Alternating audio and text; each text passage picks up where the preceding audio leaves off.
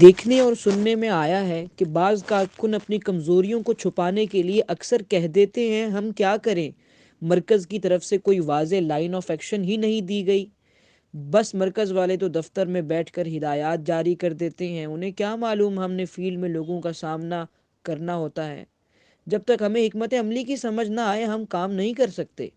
بڑے بڑے ذمہ دار احباب کے منہ سے اس قسم کے جملے نکل کر دوسروں کے لیے بددلی اور بے عملی کا سبب بن جاتے ہیں۔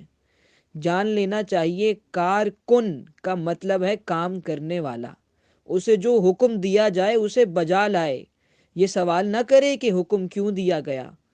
چند اہم ذمہ داریوں پر فائز افراد کو چھوڑ کر ہر سطح کے عہدیداروں کا شمار کارکنوں کو آگاہ کیا جاتا ہے کہ کارکنوں کا یہ حق نہیں کہ انہیں ہر بات بتائی جائے، جو بات نہ بتائی جائے اس کا مطلب یہ نہیں کہ قیادت بے خبر ہے۔ مصلحت کے تحت بعض اوقات کسی بات کو بتانا مقصود نہیں ہوتا۔ قیادت کی طرف سے خاموشی بھی حکمت عملی کا ایک حصہ ہوتی ہے۔ کئی آپشن ہوتے ہیں، دوسرے راستوں کو بند نہیں کیا جا سکتا، مناسب موقع کا انتظار ہوتا ہے۔ ہنگامی حالات، ایونچول ڈیولپمنٹس پیدا ہو سکتے ہیں، لہٰذا سب کا ایک ہی حل ہے، قیادت پر غیر متزلزل اعتماد رکھا جائے اور صلاحیت پر بھروسہ کیا جائے۔ اقتباس: زادے رہے انقلاب۔ ساری باتیں تو انبیاء کو بھی نہیں بتائی جاتی۔ قرآن مجید بھی تدریجاً نازل ہوا، آیات حسب موقع وحی کی جاتی تھیں۔ حضور نبی اکرم صلی اللہ علیہ وآلہ وسلم کے علم میں بھی تدریجاً اضافہ ہوتا رہا۔ اسے یوں بھی کہتے ہیں کہ روح کو معلوم تھا، شعور میں آہستہ آہستہ حسب ضرورت منتقل ہوتا رہا۔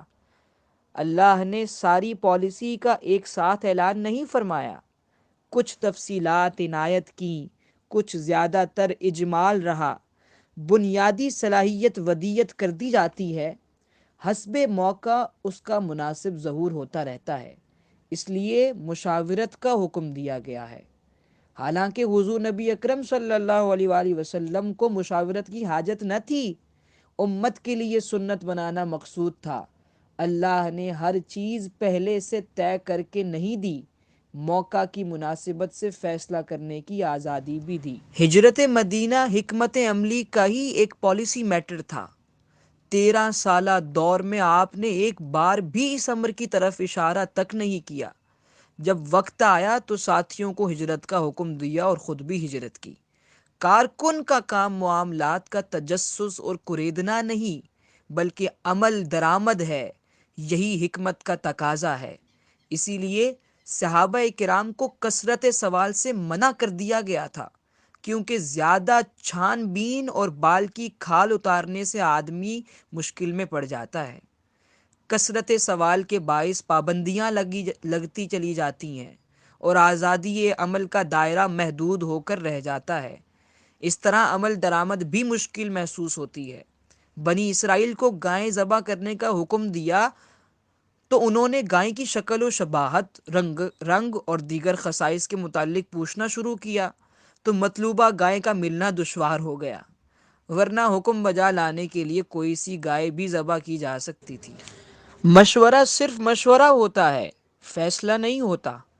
فیصلہ قائد کے ہاتھ میں ہوتا ہے، وہ شورا کے فیصلے کو مسترد کرنے کا حق بھی رکھتا ہے، تاہم عملی طور پر اس کی نوبت کبھی کبھار ہی آتی ہے۔ حق استعمال نہ کرنے سے ضائع نہیں ہوتا، کسی وقت بھی استعمال کیا جا سکتا ہے۔ قائد ینظر بنور اللہ، اللہ کے نور سے دیکھتا ہے، اس کی رائے صائب ہوتی ہے۔ تحریکی زندگی میں مشاورت کی حیثیت ایک وکالت کی طرح ہے۔ وکیل کا کام دلائل کی روشنی میں عدالت کو صحیح فیصلے پر پہنچنے تک مدد فراہم کرنا ہے۔ فیصلہ بہرحال جج کو ہی کرنا ہوتا ہے، البتہ قائد شورا کو اعتماد میں لے لے تو یہ بدگمانی اور بددلی کی روک تھام کے لیے مناسب ہوتا ہے، اور یہی قائدانہ صلاحیت بھی ہوتی ہے۔ جس معاملے کے بارے میں اسے شرح صدر ہو تو وہ دو ٹوک طریقے سے اعلان کر دے کہ اس کے خلاف عمل تحریک کے مفاد میں نہیں، یہ اعلان بھی اعتماد میں لینے کے مترادف ہوگا۔ معلوم ہوا کارکنوں، حتیٰ کہ بعض اوقات سرکردہ افراد کو بھی ہر بات بتانا ضروری نہیں ہوتا۔ اس کی زندہ مثال حضور نبی اکرم صلی اللہ علیہ وآلہ وسلم کا غزوات کے دوران صحابہ کو جنگ کا مقام اور قبیلہ سے آگاہ نہ فرمانے کا عمل ہے۔